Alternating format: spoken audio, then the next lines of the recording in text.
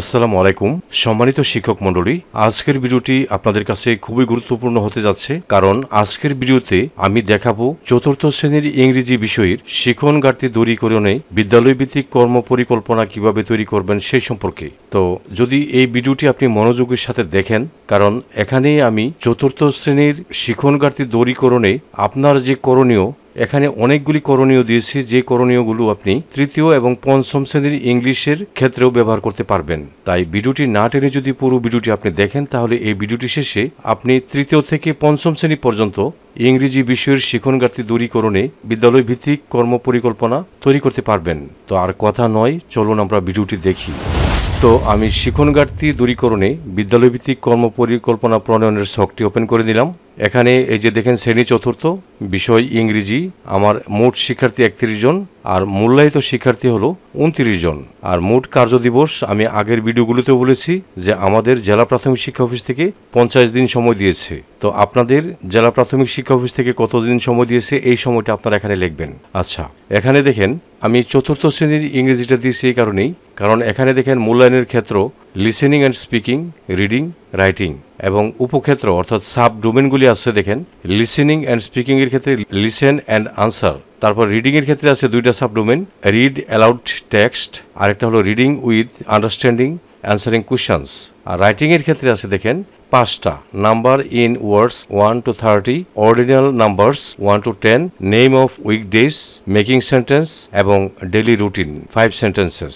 তো এটাতে এই উপক্ষেত্রগুলি একটু বেশি, তাই আমি এটা দিলাম। আপনারা এই ভিডিওটা মনোযোগের সাথে শুনবেন। আমি এখানে যে গৃহীত পদক্ষেপগুলি ব্যবহার করব সেগুলি আপনি তৃতীয় এবং পঞ্চম শ্রেণীর ইংলিশেও ব্যবহার করতে পারবেন। আচ্ছা, এখন দেখেন এখানে লিসেনিং অ্যান্ড স্পিকিং এর ক্ষেত্রে সাব ডোমেন ছিল লিসেন অ্যান্ড আনসার, অর্থাৎ শিক্ষক শিক্ষার্থীদের প্রশ্ন করেছিল এবং শিক্ষার্থী উত্তর দেওয়ার কথা ছিল। তো আমার শিখন অবস্থান হলো এখানে রেসপন্স নেই, এই জন্য ক্রস দিয়েছি। সংখ্যা 22 জন, আমার 29 থেকে 22 জন কিন্তু এখানে রেসপন্স করে নাই। সময় দিয়েছি আমি 5 দিনের মধ্যে এই লিসেনিং অ্যান্ড স্পিকিংটা কমপ্লিট করব। আমার পদক্ষেপগুলি কি দিয়েছি দেখেন, পদক্ষেপগুলি দিয়েছি যে শিক্ষার্থীদের বোঝার জন্য সহজ ও ধাপে ধাপে কথা বলবো। হো, হোয়াট, হোয়ার এ ধরনের প্রশ্ন থেকে শুরু করে ধাপে ধাপে জটিল প্রশ্নের দিকে যাব।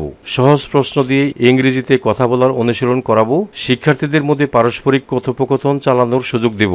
একে অন্যের ভুল ধরিয়ে দিয়ে সংশোধন করার অনুশীলন করাবো। স্পিকিং অ্যান্ড ইন্টারেকশনের অনুশীলন করাবো। কৌশলটা কি দেখেন, কৌশলটা হলো pair work, role and play, তারপর হো, হোয়াট, হুইচ এগুলির কুইজ নিব।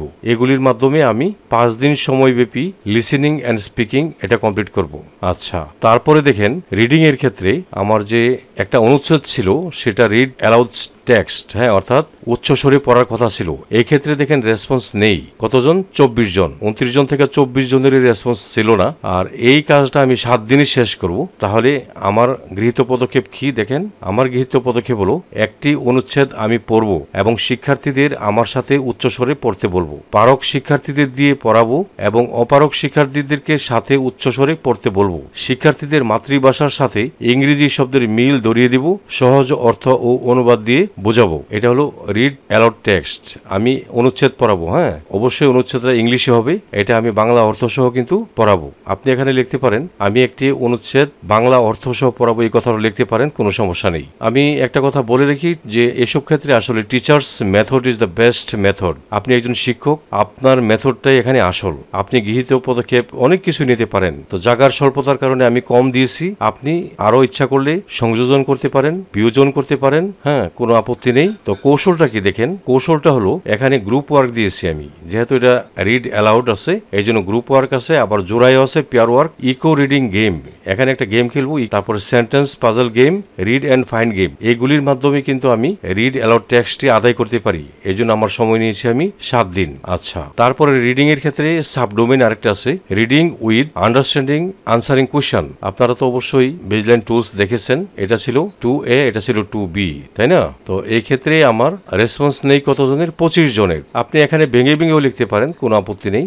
আমি একবারে দিয়ে দিয়েছি যে এখানে রেসপন্স নেই 25 জনের। তারপরে সময় নিয়েছি আমি আমি 10 দিন, হ্যাঁ 10 দিনে আমি reading with understanding answering questions এটা শেখাবো। তো আমার গৃহীত পদক্ষেপগুলি দেখেন। আমার গৃহীত পদক্ষেপ হলো একটি অনুচ্ছেদ বাংলা অর্থ সহ আমি পড়াবো এবং শিক্ষার্থীদের আমার সাথে উচ্চস্বরে পড়তে বলবো। কঠিন শব্দের অর্থগুলো বোর্ডে লিখে শেখাবো। প্রতিদিন পাঠ্যাংশ থেকে 5টি নিউ ওয়ার্ড এর বাংলা অর্থ শেখাবো। শিক্ষার্থীদের মাতৃভাষার সাথে ইংরেজি শব্দের মিল ধরিয়ে দিব। সহজ অর্থ ও অনুবাদ দিয়ে বোঝাবো। পিকচার ডেসক্রিপশন করব, অর্থাৎ ছবি দেখিয়ে সে ছবিটাকে ইংলিশে বর্ণনা করা শেখাবো, মানে এতে করে তার আন্ডারস্ট্যান্ডিংটা ভালো হবে। তো কৌশলটা কি দেখেন, কৌশলটা হলো group work, pair work, Bingo game, sentence sorting game. এই কৌশলগুলির মাধ্যমে আমি 10 দিনে রিডিং উইথ আন্ডারস্ট্যান্ডিং এটা কমপ্লিট করব।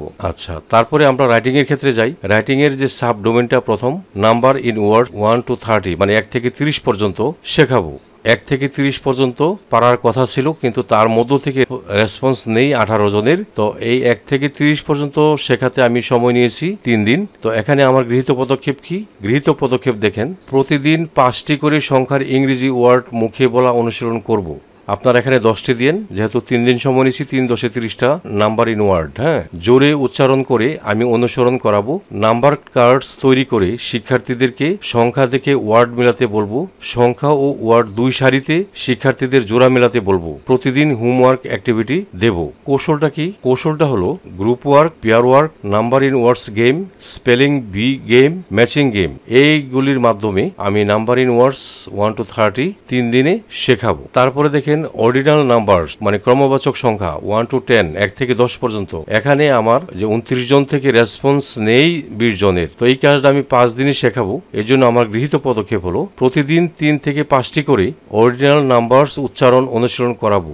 আমার সাথে মিলিয়ে বলতে বলবো, যেমন ফার্স্ট, সেকেন্ড, এইভাবে কার্ড তৈরি করে শেখাবো। অর্ডিনাল নাম্বার ও তার ওয়ার্ড ফর্ম বারবার লিখে শেখাবো। বাড়ি থেকে প্রতিদিন 5টি অর্ডিনাল নাম্বার লিখে আনতে বলবো। কৌশলটা কি? কৌশলটা হলো যে group work, pair work, line up game, flash card race, matching card game. এইগুলির মাধ্যমে আমি অর্ডিনাল নাম্বারসগুলি 5 দিনে শিক্ষার্থীদের শেখাবো। তারপরে দেখেন রাইটিং এর ক্ষেত্রে নেম অফ উইকডেজ, সপ্তাহের দিনগুলির নাম। হ্যাঁ, রেসপন্স নেই আমার 15 জন। এই কাজটি আমি 3 দিনে শেখাবো। এই জন্য আমার গৃহীত পদক্ষেপ প্রতিদিন 7টি দিনের নাম জোরে জোরে উচ্চারণ করাবো। গ্রুপ ভিত্তিক মুখে বলার অনুশীলন করাবো। স্যাটারডে, শনিবার এইভাবে নাম লেখা কার্ড তৈরি করে শেখাবো। দিন ও বানান আলাদা করে শিক্ষার্থীদের দিয়ে মিল করাবো। ক্লাসে সপ্তাহের দিনগুলো রঙিন চার্ট উপকরণ হিসেবে ব্যবহার করব। দৈনিক রুটিনে কোন দিন চলছে তা বলতে বলবো। আচ্ছা, এখন দেখেন আমার কৌশলগুলো কি। কৌশলগুলো হলো group work, pair work, days of the week song game, তারপরে ক্লেপ অ্যান্ড সে গেম, তারপরে একটা স্টোরি ডেজ গেম। এইগুলির মাধ্যমে আমি নেম অফ ডেজ এটা 3 দিনে কমপ্লিট করব। তারপরে দেখেন মেকিং সেন্টেন্স। মেকিং সেন্টেন্সের ক্ষেত্রে এটা কিন্তু রাইটিং এরই সাব ডোমেন। রেসপন্স নেই 23 জনের। সময় নিয়েছি আমি 7 দিন। আমার গৃহীত পদক্ষেপ হলো ছবির উপর ভিত্তি করে সহজ সেন্টেন্স বলতে বলবো। একটি ওয়ার্ড দেব এবং তা ব্যবহার করে সেন্টেন্স গঠন করতে বলবো। অসম্পূর্ণ সেন্টেন্স দেব এবং শিক্ষার্থীরা সেন্টেন্সটি সম্পূর্ণ করতে বলবো। এলোমেলো ওয়ার্ড দিয়ে সেন্টেন্স গঠন করতে বলবো। জোড়ায় কাজ করে সেন্টেন্স গঠন চর্চা করাবো। আমার কৌশলটা কি? কৌশলটা হলো group work, pair work, sentence building block এটা একটা গেম, সেন্টেন্স রিলে এটা একটা গেম, ওয়ার্ড কার্ডস শাফেল এটা একটা গেম। এইগুলির মাধ্যমে আমি মেকিং সেন্টেন্সটা 7 দিনে কমপ্লিট করব। তারপরে রাইটিং এর সাব ডোমেন আছে ডেইলি রুটিন 5 সেন্টেন্সেস। এখানে আমার রেসপন্স নেই 25 জন। আমি সময় নিয়েছি 10 দিন। তো এই ক্ষেত্রে আমার গৃহীত পদক্ষেপগুলি কি দেখেন। আমি প্রথমে ডেইলি রুটিন ভেঙে ভেঙে বলবো আর শিক্ষার্থীরা আমাকে অনুকরণ করবে। শিক্ষার্থীকে নিজের দৈনন্দিন কাজগুলো যেমন ঘুম থেকে ওঠা, খাওয়া, স্কুলে যাওয়া ইত্যাদি মনে করিয়ে দিয়ে সহায়তা করব।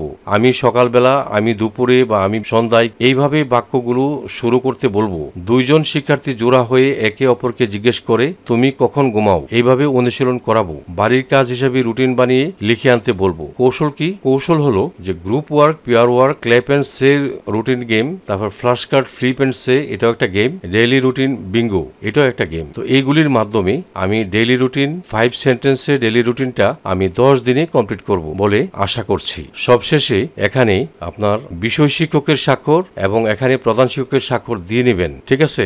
তো এইভাবে আপনারা শিক্ষণ ঘাটতি দূরীকরণে 4র্থ শ্রেণীর ইংরেজি বিষয়ে বিদ্যালয় ভিত্তিক কর্ম পরিকল্পনা প্রণয়ন করতে পারেন। আমার পরবর্তী ভিডিও থাকবে 5ম শ্রেণীর গণিত বিষয়ে, তাই আপনারা চ্যানেলটি সাবস্ক্রাইব করে রাখবেন। তো এই ছিল আমার আজকের ভিডিও।